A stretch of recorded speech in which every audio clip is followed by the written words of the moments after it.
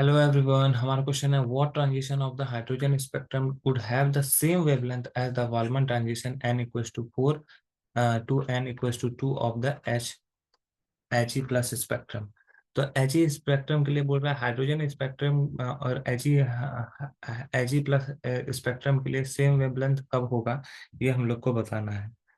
तो अगर हम लोग लिखें for He plus ion the wave number the wave number mu naught जिसको बोलते हैं associated with Balmer series Balmer series transition. अब यहाँ पे n का वैल्यू क्या दिया हुआ है, n का वैल्यू 4 से n का वैल्यू 2 तक दिया हुआ है। ठीक है, तो हम लोग का अगर वैल्यू देखोगे तो म्यू नॉट इक्वल्स टू क्या होता है 1/λ, और इसको हम लोग एक और फॉर्मूला से RZ² 1/n1² माइनस 1/n2²। ठीक है, इस फॉर्मूला से कर सकते हैं। अब यहाँ पे n1 का जो वैल्यू है वो 2 है, n2 का वैल्यू जो है वो क्या है 4 है।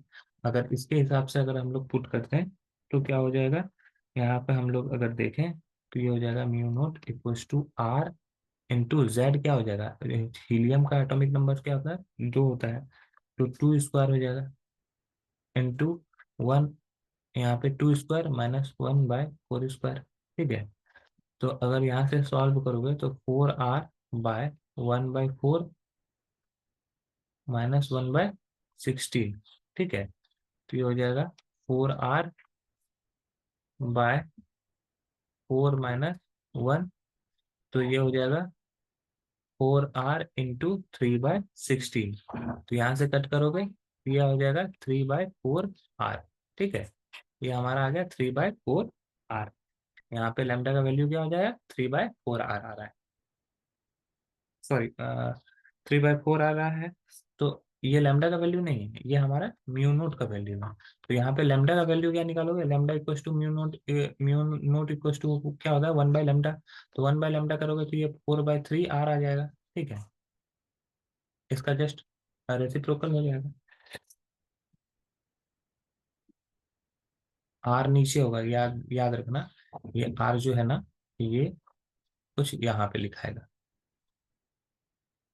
4/3R इस तरह से।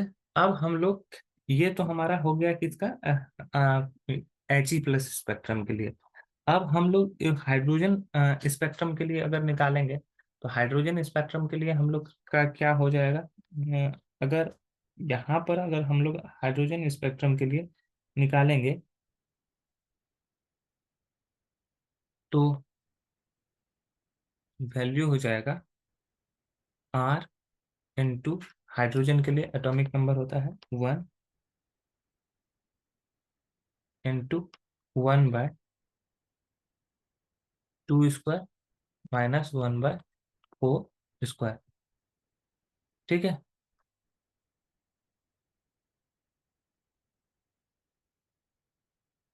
ये हो जाएगा R इंटू, ये हो जाएगा 4 माइनस 16, ये हो जाएगा R इंटू 16, 3 माइनस, सॉरी 4 - 1।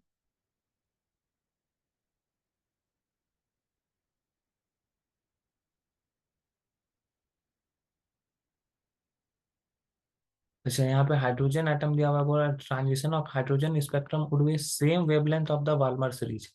तो अगर हम लोग n का वैल्यू 2 और 4 ले रहे हैं तो यहाँ से जो वैल्यू निकल रहा है वो आ जा रहा है 3/16R। ठीक है, तो यहाँ पर ये म्यू का वैल्यू निकल रहा है, और अगर हम लोग यहाँ से लेमडा का वैल्यू निकालेंगे तो 16/3R निकलेगा। अगर लेमडा का वैल्यू आप निकलेंगे 16/3R निकलेगा, जो कि इक्वल नहीं है। तो हम लोग हीट एंड ट्रायल मेथड से दूसरा एन का वैल्यू हम लोग लेके पुट करेंगे। ठीक है, एन का वैल्यू हम लोग चेंज करेंगे। एन का वैल्यू जब चेंज करेंगे हीट एंड ट्रायल मेथड से, क्योंकि यहाँ पर एन का वैल्यू अगर 2 4 ले रहे हैं तो वो सेम नहीं आ रहा है, हम लोग को बोल रहा है सेम वेवलेंथ वाला चाहिए। तो हम लोग इसको क्या करते हैं, हिट एंड ट्रायल मेथड से आगे सॉल्व करने की कोशिश करते हैं। तो हम लोग क्या करते हैं, यही फॉर्मूला पे, सेम फॉर्मूला पर एक और वैल्यू पुट करते हैं, ठीक है, एन का वैल्यू 1 और 2 पुट करते हैं, तब देखते हैं क्या होता है। तो अगर सेम फॉर्मूला पे, मतलब कि mu equals to 1/λ equals to R Z² 1/N1² -1/N2², यहाँ पे n का वैल्यू 1 और 2 अगर पुट किया जाए, तो अगर हम लोग यहाँ पर देखें तो ये क्या हो जाएगा,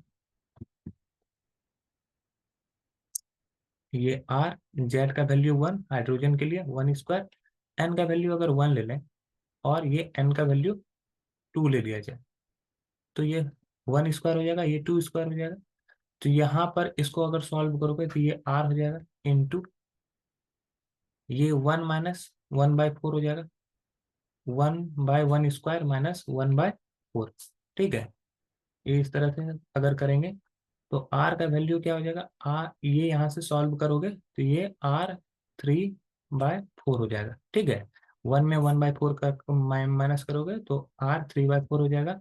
अब ये क्या, किसका वैल्यू आया, म्यू नोट का, तो लेमडा का वैल्यू क्या हो जाएगा, 4/3R। अब देखो यहाँ पर क्या हो रहा है, लेमडा का वैल्यू सेम है, ठीक है, लेमडा का वैल्यू क्या है, सेम है। तो हम लोग को पूछा कि what transition of the hydrogen spectrum of the same wavelength as a Balmer transition N4 to N2 of He spectrum. तो यहाँ पर जब हम लोग हाइड्रोजन स्पेक्ट्रम था तो n का वैल्यू क्या रहते थे, N1 का वैल्यू 2 और N2 का वैल्यू 2 लिए, और ये हाइड्रोजन स्पेक्ट्रम में लिए, और He प्लस स्पेक्ट्रम में n का वैल्यू यहाँ पे क्या है, 2, और N2 का वैल्यू है 4। इस दोनों का सेम वेवलेंथ होगा। आई होप ये क्वेश्चन आपको समझ में आया होगा। That's all, thank you.